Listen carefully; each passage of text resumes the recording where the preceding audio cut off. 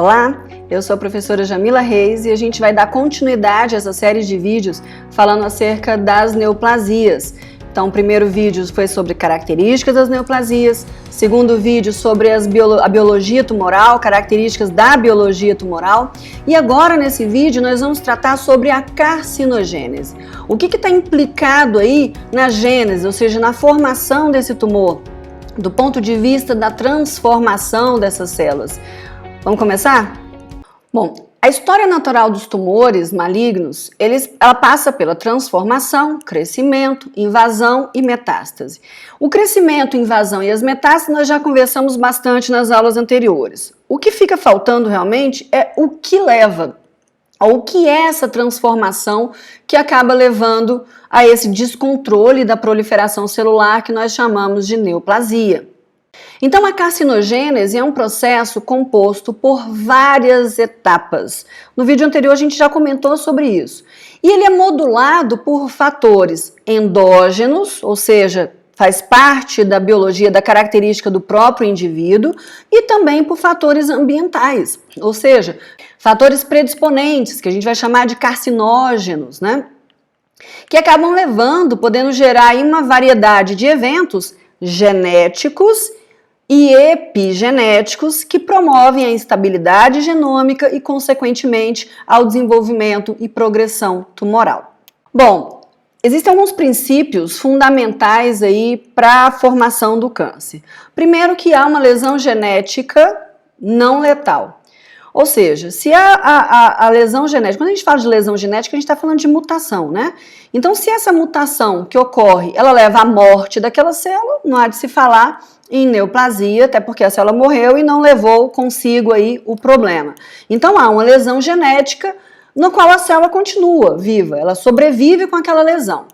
Essa mutação, ela pode acontecer por fatores, né, sendo adquirida, por fatores ou agentes ambientais, ou seja, essa mutação ocorrendo aí pela interação desses fatores ambientais, substâncias químicas, radiação, vírus, enfim, acontecendo e levando a mutação nesse DNA, alterando a formação desse DNA.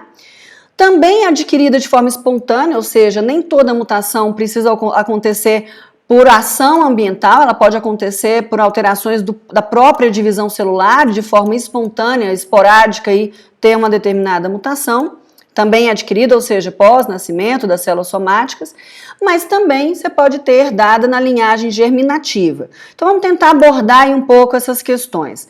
E fenômenos epigenéticos, né? O que a gente entende de epigenético? É tudo aquilo que está acima, né? Acima do padrão genético que é definido de DNA. Então, tudo aquilo que interfere, né, seja as proteínas, seja uma metilação, sejam as histonas, tudo aquilo que silencia, que expõe um determinado fragmento, um determinado gene do DNA, são fenômenos epigenéticos. Né? E a gente sabe que hoje você tem uma série de fenômenos que podem influenciar uma série de alterações, doenças distintas, inclusive nas neoplasias. Bom, a carcinogênese, como eu falei, é um processo em múltiplas etapas, então eu gostaria que vocês entendessem isso, não é assim, hoje eu peguei um câncer, né, como algumas pessoas falam, hoje eu desenvolvi um câncer, não, é um processo em múltiplas etapas, é por isso que você tem a idade como sendo um fator extremamente importante dentro da carcinogênese, né? Quanto mais idoso, mais você acumula mutações importantes aí que acaba levando à formação e instabilidade à formação de câncer. Então, é um processo em múltiplas etapas, tanto fenotipicamente quanto geneticamente. Então, alterações morfológicas, funcionais, elas estão relacionadas com alterações genéticas ali, mutações genéticas que influenciam no processo da expressão de determinadas proteínas. Essas alterações genéticas e fenotípicas, né, esses atributos fenotípicos, acabam sendo o quê? Crescimento excessivo, invasão local, capacidade de formar metástases à distância, ou seja, aquilo que a gente já conversou. O que nós chamamos isso? De progressão tumoral.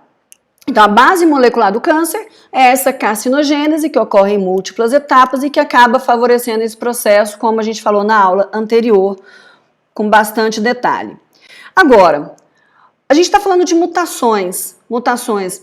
Mutações são erros, né, dentro daquela fita dupla de DNA que acaba dando, quando expresso, a formação de uma proteína errada, né, ou a expressão exagerada. Então são erros pontuais de um único nucleotídeo ou um rearranjo cromossômico, são erros. Agora, a questão é, essas mutações que a gente está se referindo aqui, são mutações que podem acontecer em qualquer lugar? Claro que não.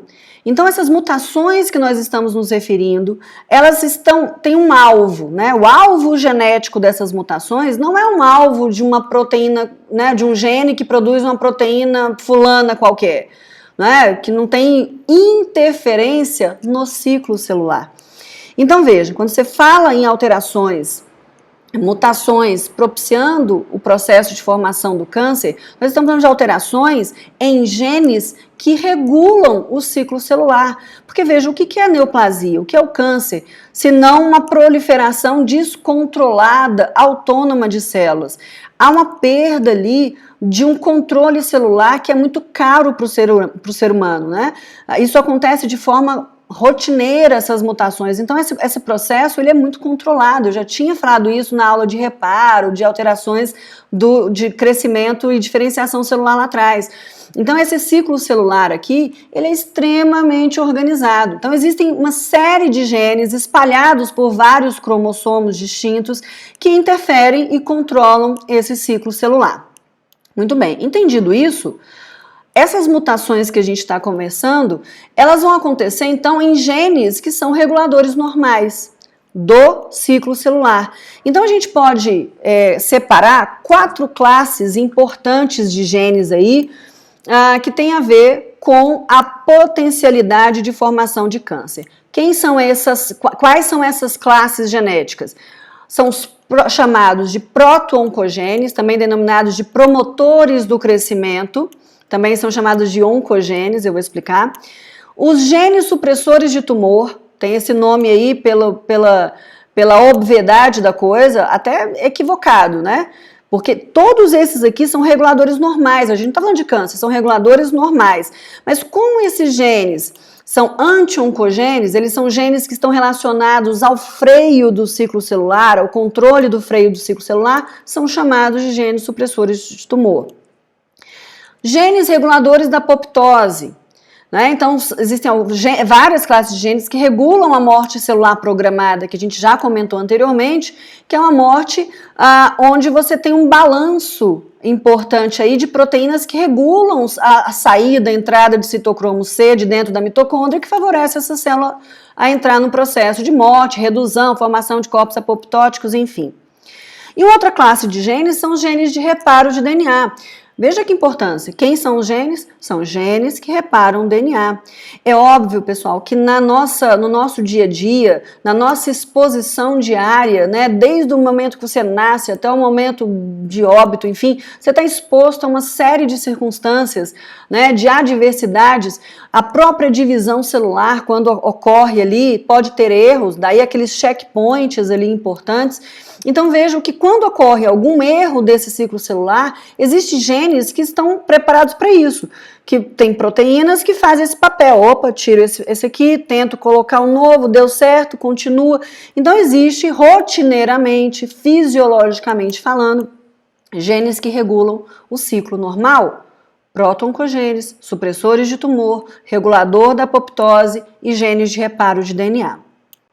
A questão da epigenética que eu falei, tem principais mecanismos dessas alterações epigenéticas, seriam a metilação do DNA, né, a colocação de um grupo metil ali em locais específicos do DNA, então a gente tá vendo ali, ó, essa colocaçãozinha desse metil aqui, que uma vez colocado, ele interfere naquela organização, naquela leitura daquela fita. A modificação das histonas, lembram das histonas? São aquelas proteínas que organizam o DNA na cromatina. Então, claro que quanto mais essas histonas organizadas, você enovela isso, quanto mais enovelado, você não tem a expressão daquela fita, né? Que é o momento onde aquele DNA está na forma de cromossomo, que é a hora que está dividindo a célula propriamente dita. Então, as histonas, elas organizam, né? A cada voltinha daquelas histonas ali, a gente tem o nucleossomo. Então, o DNA está organizado assim. Então, modificações dessas histonas são alterações epigenéticas. E ações também de RNAs não codificadores, que também podem alterar esse processo. Então, só para exemplificar, uma hipermetilação em uma determinada região, ela pode silenciar genes supressores de tumor e genes de reparo. Olha, isso é um problema. Se essa hipermetilação, ela silencia genes que deveriam suprimir um processo de proliferação, eu estou alterando e favorecendo o processo de carcinogênese. Assim como se eu silencio um gene de reparo, teve um problema, mas essa hipermetilação está silenciando o gene de reparo e quando ele é necessário, ele não atua, percebe? De uma forma indireta ali, você está favorecendo o processo de aquisição de novas mutações. E a hipometilação, ela pode aumentar a expressão de alguns proto-oncogenes. Vamos entender um pouquinho melhor aí o que seriam essas classes. Bom, oncogenes são genes que, quando expressos em células do hospedeiro, nele causariam o aparecimento de um câncer. Antes de ser alterado, esses oncogenes são chamados de proto-oncogenes. Então, quem tem os proto-oncogenes? Todas as células somáticas, aí, todas as células têm proto-oncogenes fazendo o papel de proliferação. Então, os proto-oncogenes, eles estão relacionados à célula fazer o processo de proliferação celular. Então, quando mutado, você chama de oncogene. Eu acho que vai ficar mais claro quando a gente falar quem são esses produtos desses oncogenes. Olha, são produtos de oncogenes, fatores de crescimento, receptores de fatores de crescimento, proteína transdutora de sinal, proteína de transcrição nuclear. Eu costumo dizer, então, que os produtos dos proto-oncogenes são todos produtos que aceleram. Então, está relacionado ao acelerador do ciclo celular. Faz o ciclo ir para frente. É falar para a célula, divide, divide, divide. Quando a gente observa que essa questão dos produtos do oncogene, eu acho que essa imagem aqui do Robbins dá para a gente discutir um pouco mais a respeito disso. O gene RAS é um gene importante que está relacionado com a transdução de um determinado sinal. Eu vou aproveitar essa imagem aqui antes de falar do gene RAS, mostrar que, via de regra, as células elas têm uma dinâmica da biologia celular.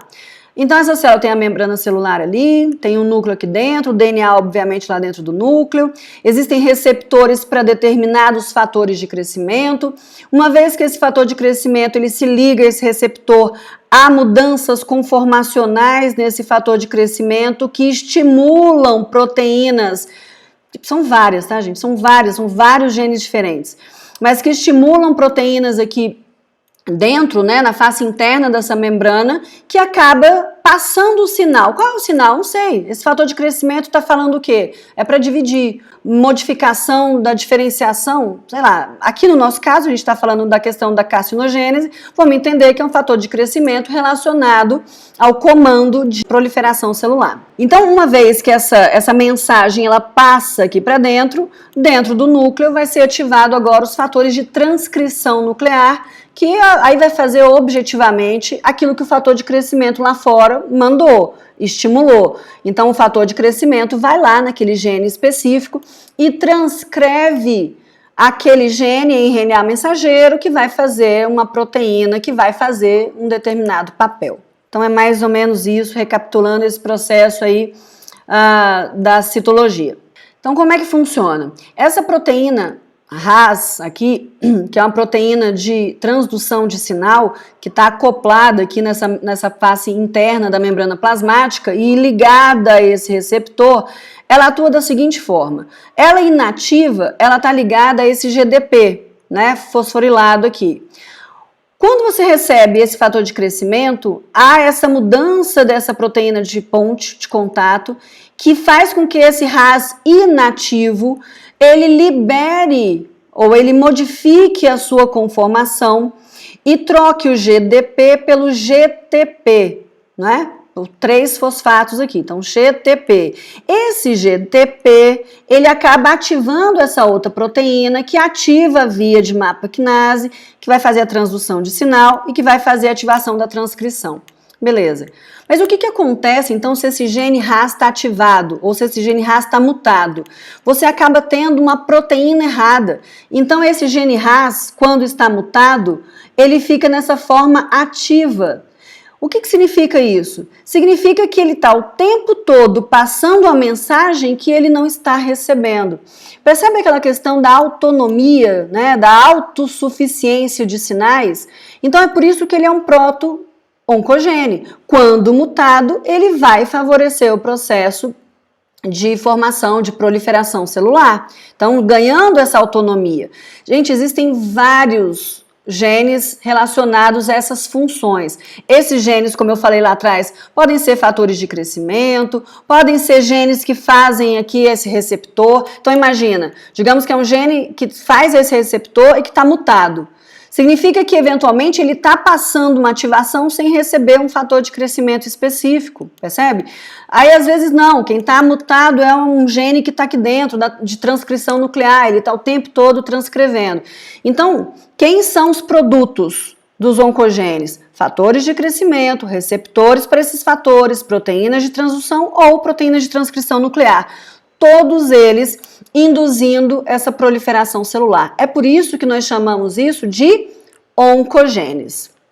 A ativação desses oncogenes pode acontecer por alteração na estrutura desse gene, né, do gene específico ali, por exemplo, do gene RAS, que acaba levando a síntese de uma oncoproteína que exerce uma função aberrante. Pode ser uma alteração na regulação da expressão gênica, então aqui uma regulação, ou seja, você acaba aumentando uma produção aumentada ou inapropriada de uma proteína de promoção de crescimento estruturalmente que é normal. E essas mutações podem ser pontiformes, rearranjos cromossômicos, amplificação. Então, ou seja, eu posso estar produzindo muito fator de crescimento. Você pode estar produzindo muito receptor.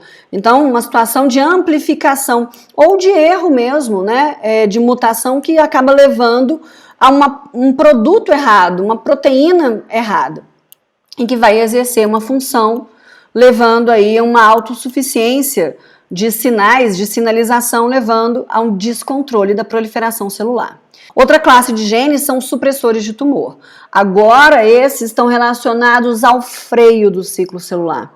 Quando a gente pensa lá no ciclo celular, todas as vezes que você tem que parar, fazer um checkpoint, então você tem proteínas, você tem genes que fazem esse ciclo parar para checar, para olhar. Então, todos aqueles genes que estão relacionados a esse cuidado do parado, peraí, deixa eu ver se está tudo bem, se é isso, e aí a gente tem também uma lista enorme de genes que fazem esse papel, a gente chama, portanto, de supressores de tumor. Então, seriam genes, esses genes são normais. Quando mutados é que ele perde o seu papel na interrupção daquela proliferação, portanto, ele perde o papel na supressão desse tumor. Então, são vários, né? Moléculas ali que regulam a transcrição nuclear, moléculas que regulam também a transdução de sinais, receptores de superfície. Existem vários tipos também de genes supressores de tumor. Então, dois deles são muito importantes, né? Sobretudo no que diz respeito aos cânceres aí em humanos. Então, só para a gente comentar aqui, o BRCA1 e o BRCA2 são genes relacionados ao câncer de mama, né? Quando mutado, poderia favorecer o processo de supressão de tumor. Então, esses dois genes RB e o gene TP53 a gente vai comentar. O que é esse gene RB? Ele tem esse nome porque ele foi descoberto na doença do retinoblastoma. E geralmente é assim, o gene que foi descoberto, ele acaba tendo o nome daquele ambiente, daquele lugar. O gene do retinoblastoma foi o primeiro supressor de tumor descrito aí para os tumores humanos. O que acontece? O retinoblastoma, ele é uma neoplasia rara, que ocorre mais aí na infância, e ele pode ter dois tipos de forma. Uma forma é hereditária, então cerca de 40% dos casos ocorre assim, de forma hereditária, e 60% dos casos de forma esporádica. Então vamos entender aqui. O que acontece? Os oncogenes, geralmente, eu esqueci de comentar lá atrás, geralmente eles são genes dominantes. Então, a presença de um alelo, ele já expressaria o processo da carcinogênese. Então, lembrando dentro da genética, né, a questão, né, dos 2 alelos para esse cromossomo, então você tem, no caso dos oncogenes, a possibilidade de a presença de já que ele é dominante, ele já imprimiria ali, né, a possibilidade desse aumento. Já no caso dos supressores de tumor, na grande maioria dos casos, ele é um gene que é recessivo.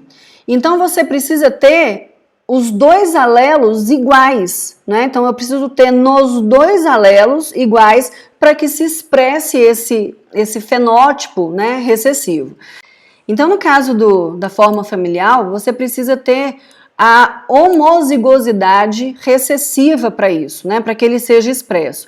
Então o que acontece é que o indivíduo, né, ele herda esse gene de dos pais, então ele herda o gene mutado. E aí, dentro dessas células, né, somáticas da criança, você poderia ter uma nova mutação e gerar essa homozigosidade recessiva aqui. E acontece um fenômeno que a gente chama de perda da heterozigosidade.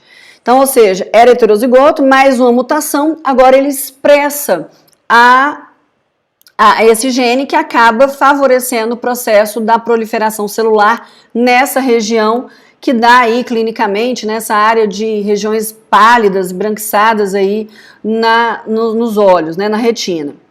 Já na forma esporádica, o que precisaria é ter 2 mutações. Então, nem pai nem mãe tem o gene mutante.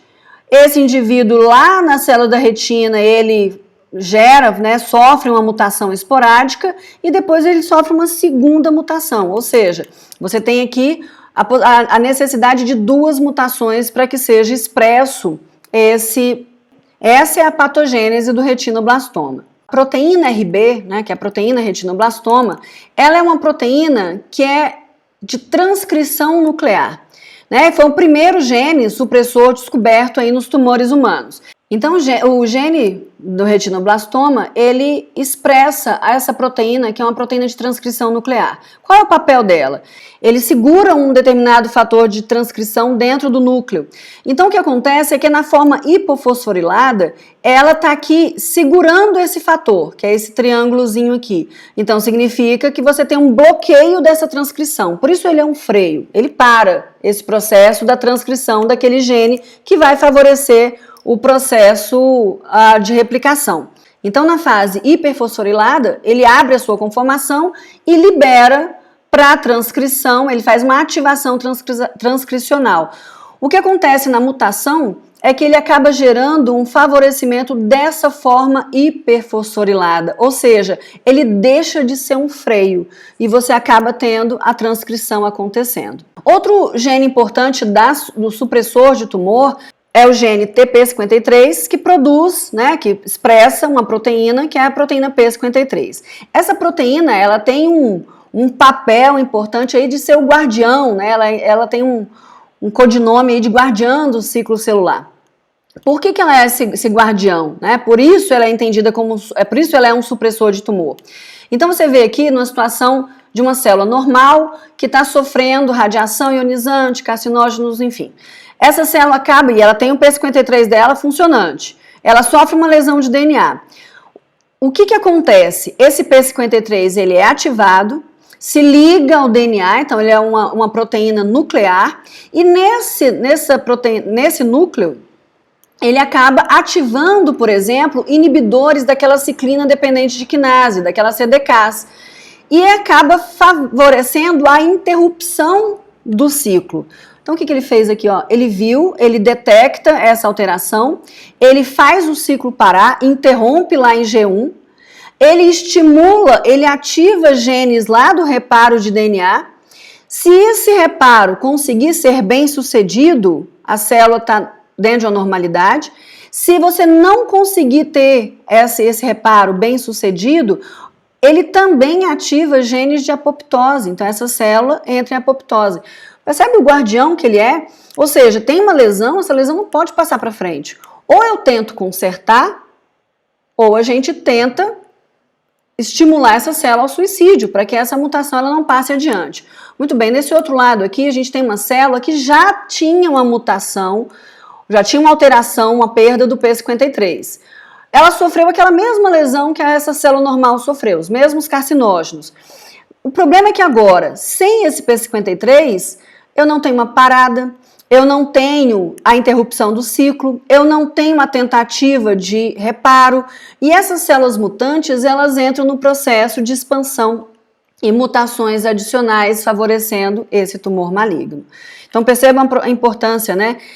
Esse mais de 50% aí dos tumores humanos aí possuem algum tipo de mutação nesse gene P53. Então daí a importância dele.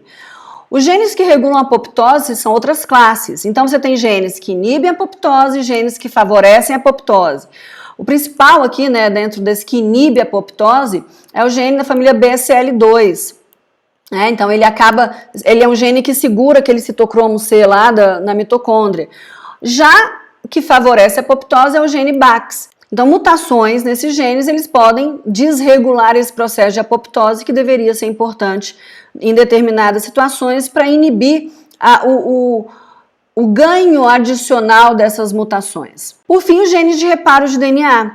Então ele não é um gene que vai levar diretamente ao processo de câncer, mas ele acaba favorecendo esse processo, uma vez que essas células sendo estimuladas aí por diversos fatores, né, que levam a estresse aí nessa célula, que levam a mutações adicionais, uma vez ocorrido, não fica aí sem a possibilidade desse reparo. Então acaba que é uma atuação indireta na carcinogênese, porém importante. Então existem em mutações hereditárias o que a gente chama de síndromes da instabilidade genômica, né? Porque esse indivíduo nasceu com alterações nesses genes e agora por conta disso ele é uma porta aberta aí de ter vários tipos de câncer. Então a possibilidade de ter defeito tanto na correção do pareamento, né, que num pareamento errôneo, por exemplo, na excisão de um nucleotídeo ou reparo por recombinação. Então aquele papel dele de ir lá e de consertar aquela lesão, aquela mutação, ela acaba não ocorrendo. Um exemplo aí que a gente pode dar só para nível de ilustração é o que acontece no xeroderma pigmentoso. Então é uma desordem genética aí, onde você tem mutações nos genes de reparo de DNA e que acaba fazendo com que o indivíduo portador dessa mutação, né, ele tenha alterações, sobretudo em pele, né, favorecendo aí as lesões de pele. Então ele tem dificuldade de remover lesões causadas pela radiação solar. Então existem quadros aí que não podem nem ser expostos ao sol mesmo, e a possibilidade de aparecimento de diversos tipos sobretudo de câncer de pele, né, os carcinomas basocelulares. Mas ele também aumenta carcinoma espinocelular, aumenta a propensão de melanoma, né, então é uma porta aberta. Então é uma condição, lembra que a gente comentou na aula de neoplasias, o que é uma condição para o câncer, né? Uma lesão cancerizável, uma condição cancerizável, e eu dei lá o exemplo de xeroderma pigmentoso, que é uma condição cancerizável, onde aumenta a probabilidade da formação dessas neoplasias malignas. Então, de uma maneira geral aqui, né, a base molecular do câncer de forma simplificada seria uma célula normal, que está sendo aí injuriada, que gera uma lesão de DNA. Teve o reparo bem sucedido, ok, ela continua sendo uma célula normal. Tem uma incapacidade de recuperação do DNA, porque tem uma mutação hereditária em genes que afetam a recuperação do DNA, genes de reparo, genes que afetam o crescimento celular ou apoptose, tem uma incapacidade de recuperação, mutações no genoma dessas células somáticas, ativação desses oncogenes, proliferação desregulada ou inativação do supressor de tumor, que também favorece a proliferação desregulada. Alterações em genes de apoptose, diminui a apoptose, favorece a expansão clonal. Olha só, o que está acontecendo aqui? Eu começo a já ter o processo de produção desse tumor e a gente já está, então, na questão, a lesão do DNA lá em cima já foi aquele processo de iniciação e aqui a gente já está no processo de progressão disso, expansão clonal, angiogênese, escape da imunidade, mais mutações, eles vão ganhando mais habilidades, né? Progressão do tumor, neoplasia maligna, invasão e metástase.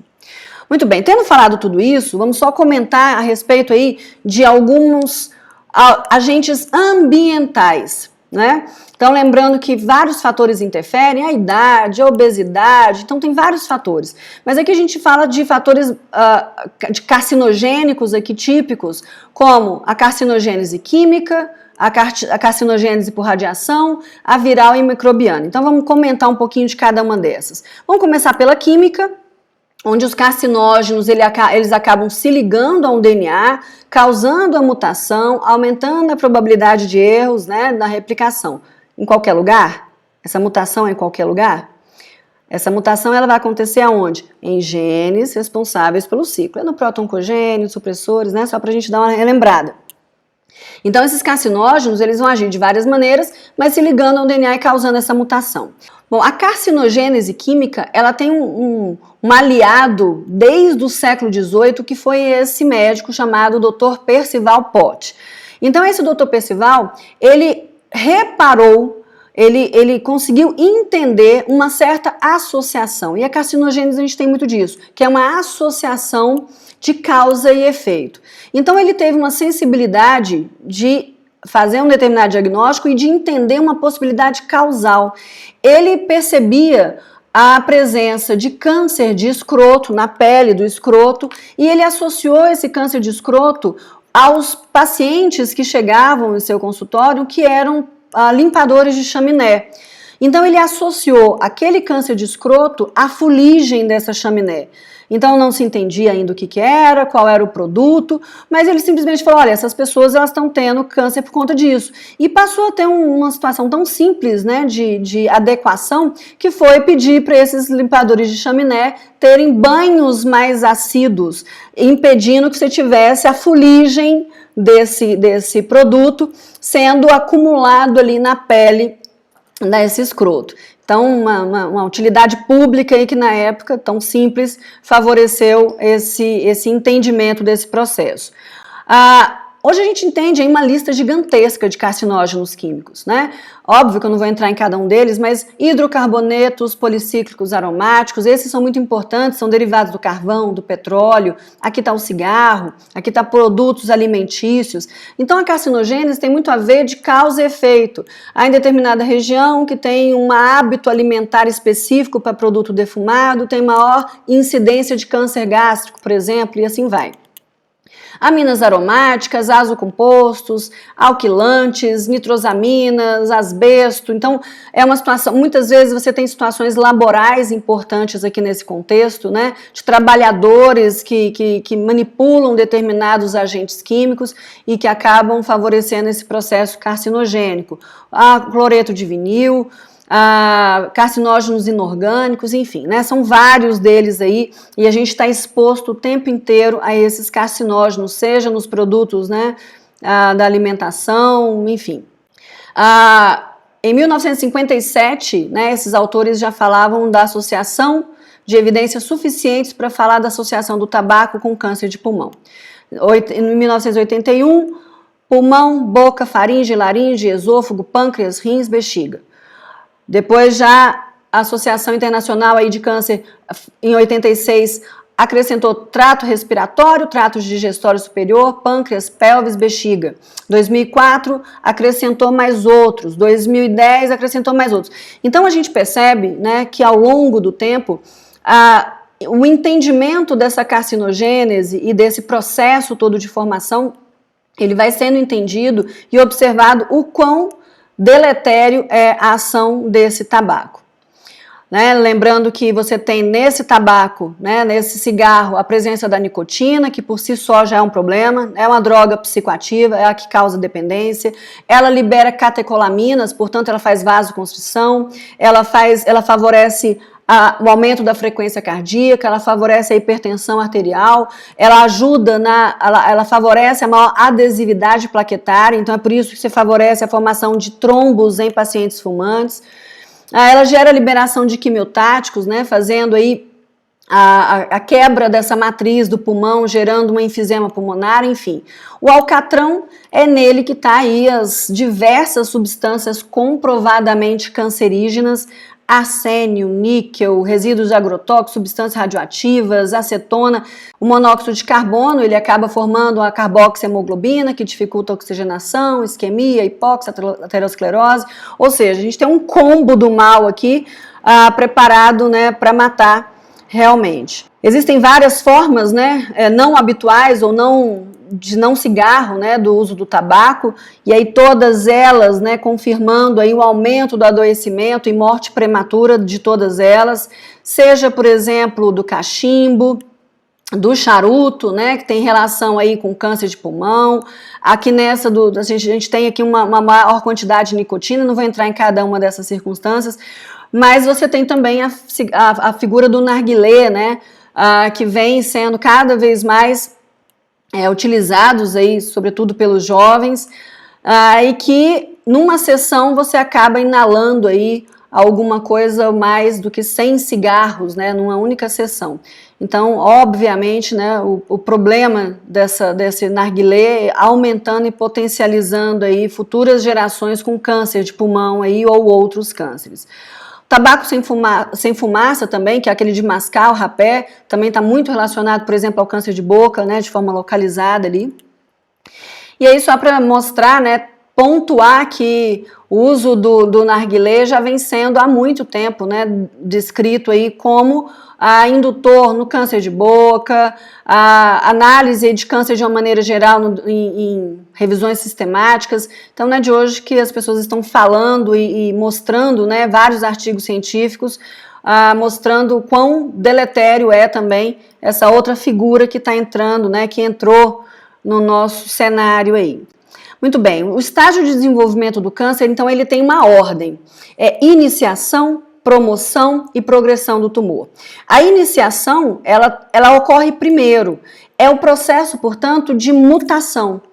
A promoção é você fazer aquela célula iniciada, mutada, e estimulá-la a proliferar. E aí a progressão são as mutações subsequentes, o ganho da malignidade que a gente já tinha conversado. Essa alteração, essas fases, elas são muito bem demonstradas em experimentos aí, que estimulam, né, a formação desse câncer na pele de camundongo, feita da seguinte forma.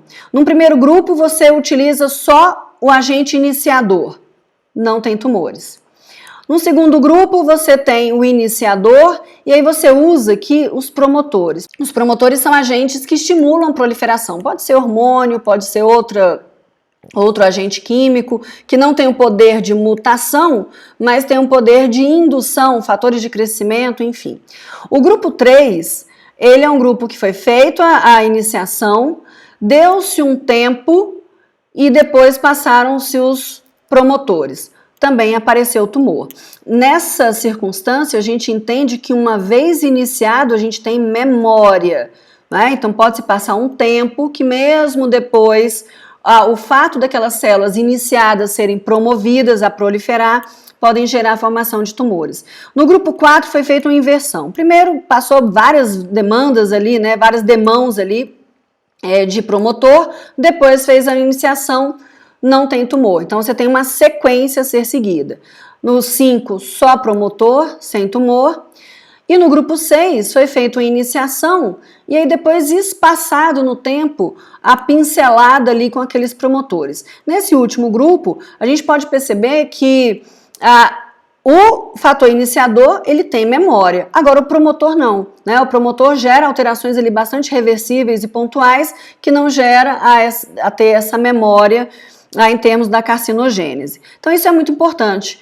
Nessa imagem, né, a gente percebe essas alterações acontecendo, iniciação, promoção, as alterações ocorrendo, a progressão e a disseminação, né? Então esse modelo da carcinogênese aí sendo mostrado de outra modalidade. A carcinogênese viral, ela é extremamente importante para nós. Cerca de 20% dos tumores humanos têm algum tipo de relação com um vírus.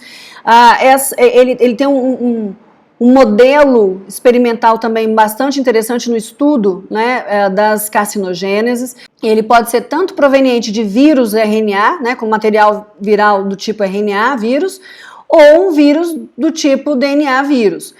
Aqui, por exemplo, do RNA vírus, a gente tem exemplo do HIV, né, então são vírus que precisam de uma transcriptase reversa para fazer a formação de uma outra fita, eles se encaixam dentro do DNA. Então é preciso lembrar que os vírus são micro-organismos dependentes, né, de células, então eles precisam do hospedeiro para poder fazer sua maquinaria celular, sua maquinaria funcionar, né, as suas replicações funcionarem. Então, do RNA vírus, a gente tem o exemplo do HIV, que acaba tendo a promoção, né, a formação de vários tipos de tumores, né, como característica dentro da evolução da AIDS, como o sarcoma de Kaposi, o linfoma, o HTLV1, né, que gera aí tumores de leucemias. No DNA vírus, muito importante, né, e conhecido, o HPV, que gera o câncer de colo de útero, o vírus da hepatite B, né, causando carcinoma hepatocelular, o Epstein-Barr vírus, relacionado ao linfoma de Burkitt, ao carcinoma de nasofaríngeo, ou seja, a gente tem aqui uma série de vírus interligados, relacionados, de fato, às neoplasias, algumas neoplasias humanas. E o que a gente tem que entender é que esse vírus, ele, ao utilizar a maquinaria, ele acaba promovendo determinadas mutações, silenciamentos daqueles genes que a gente já conversou. Já a carcinogênese por radiação, ela está relacionada não só à radiação ultravioleta, solar aí, que induz mutações no DNA, né, induz essa mutação, sobretudo, pela formação de radicais livres, né, que acaba levando à formação dessa mutação e câncer de pele. E também a radiação ionizante, raio-x, outros compostos radiativos, como por exemplo da bomba de Hiroshima e Nagasaki, o césio aqui em Goiânia, onde você ainda tem um tempo depois, né, a possibilidade de várias gerações ainda trazendo essas mutações e gerando vários tipos de câncer. Então, uma situação importante. A questão do raio-x, obviamente mais relacionado com as pessoas que trabalham dentro desse composto, né? Então toda a carcinogênese está muito relacionada a questões laborais também, né? E para a gente terminar, eu quero só falar rapidamente acerca do estadiamento do câncer. O estadiamento é a gente avaliar a extensão da doença. Então, ela auxilia no planejamento terapêutico, para sugerir um prognóstico, auxiliar na avaliação da resposta terapêutica, facilitar a troca de informações entre os diferentes centros de tratamento, contribuir para a pesquisa sobre o câncer humano. Então, o estadiamento é você dar gradações avaliando a extensão da doença, implicando em determinados tipos de prognóstico e condutas. Então, o sistema TNM é um tipo de estadiamento bastante utilizado. Então, T está relacionado ao tumor primário, onde você vai medir o tamanho. Então, se é T1, se é T2, T3, T4, onde você vai aumentando o número, quanto vai aumentando a extensão dele, o tamanho desse tumor. N se refere às metástases em linfonodos, ou seja, são as metástases regionais. Então, N1, N2, N0, se tem ou se não tem. E M, a gente está tratando das metástases à distância. Então, é um estadiamento, nesse caso aqui, basicamente anatômico. Lembrar que existem outros tipos de estadiamento histológicos, né? Então, a gente vai avaliar a extensão, sítio de origem, órgãos, estruturas, linfonodos regionais e distantes. Então, esse sistema de estadiamento, a gente vai acabar dando um nome. Então, você fala, olha, o paciente ele tem um carcinoma que ele é um T2, N1, M0. Isso dá um entendimento para o tipo de tumor. Então, quando você fala em TX, eu estou falando de um tumor primário que não pode ser avaliado, por qualquer circunstância, não foi encontrado, não teve jeito de ser avaliado. O T0 é quando não há evidência do tumor primário, o TIS é o tal do tumor in situ, aquele carcinoma in situ, o T1 a T4 varia de acordo com o diâmetro desse tumor. Então, está tudo dentro desse livro de classificação, para cada tipo de tumor tem as suas referências. NX, os linfonodos não puderam ser avaliados, N0 foi avaliado e não foi encontrado tumor regional, N1 e N4, aí vai se você tem de um lado, de outro lado, então são envolvimentos progressivos dos linfonodos regionais.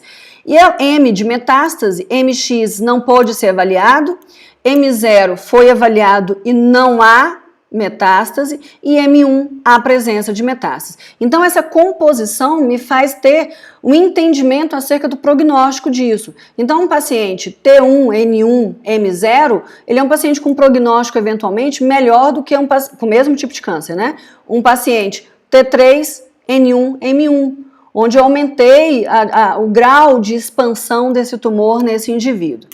E aí, nesse sentido, o tratamento do câncer, ele inclui sintomas, o tumor, né, a remoção desse tumor, a dor, as metástases, outras complicações, as questões emocionais. Então, é por isso que o tratamento do câncer, ele cada vez mais, ele é entendido como um tratamento de equipe multidisciplinar e terapias combinadas. Então, obviamente, não dá pra gente falar, não estou falando de tratamento, a gente está pincelando aqui algumas possibilidades de tratamento, como cirúrgica, remoção cirúrgica, a radioterapia, quimioterapia, a imunoterapia, terapia gênica, a nanoterapia, terapia molecular. Então, cada tipo de terapia dessa tem um alvo, né? Muitas vezes a gente faz combinado, então você faz uma cirurgia e uma quimioterapia, caso tenha a situação de metástase, né? Quimioterapia é sistêmico, radioterapia é local. Então, tem indicações para cada tipo de tumor desse.